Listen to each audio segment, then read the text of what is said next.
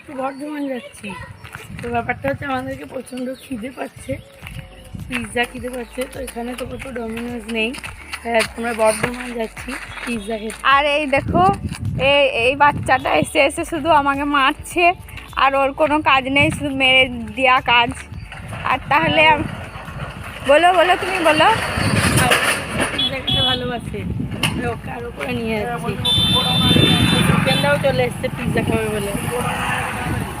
গাড়ি রেডি হয়ে গেছে আমাদের, আমরা বেরোচ্ছি পিৎজা খেতে।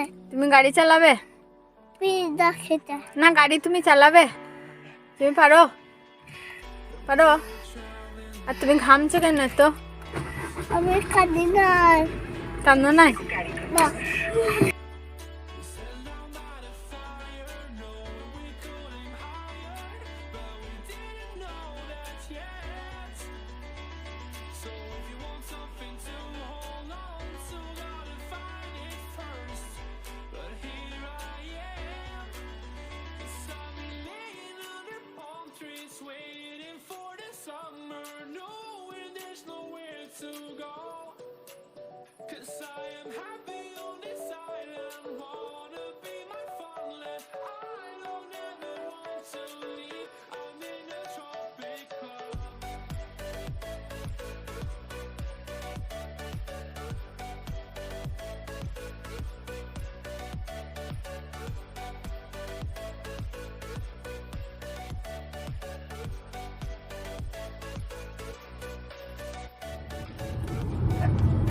তোমরা গাড়ি চালাচ্ছ, ওরা ব্যাদরামি করছো।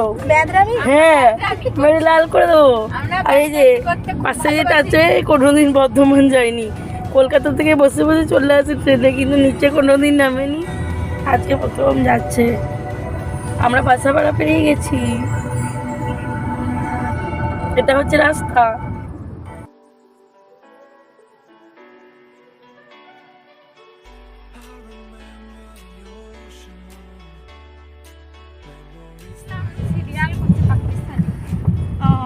কি করবে এখন? কিছু তো করতে হবে। আমি যদি রিঙ্কিকে দেখতে গেলাম, এখানে একটা লোকের তৈরি ধরেছিল।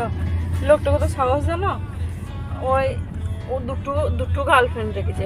ওই যে সামনে জমাই, সাহেব জমাই, এবার সাহেব জমাই চলে আসবে গাড়িতে, আর টেপিকে লাত মেরে পিছনে ফেলে দেবে।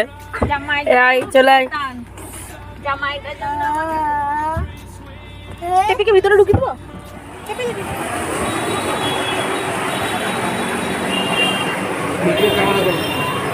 ভিডিও ক্যামেরা কোনো অ্যালাউ নাই।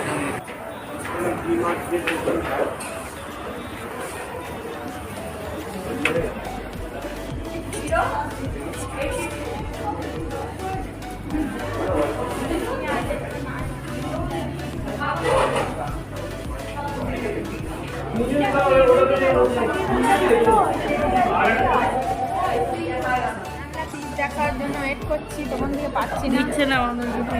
আর এই যে দেখুন, এই ছেলেটা লাফিয়ে বেড়াচ্ছে পিৎজা খাওয়ার জন্য। আর এই মেয়েটা খুবই কষ্ট করলো লাইনে দাঁড়িয়ে পিৎজা নেওয়ার জন্য। তোমার কি আবদার? তোমার কি আবদার? তোমার কি চাই?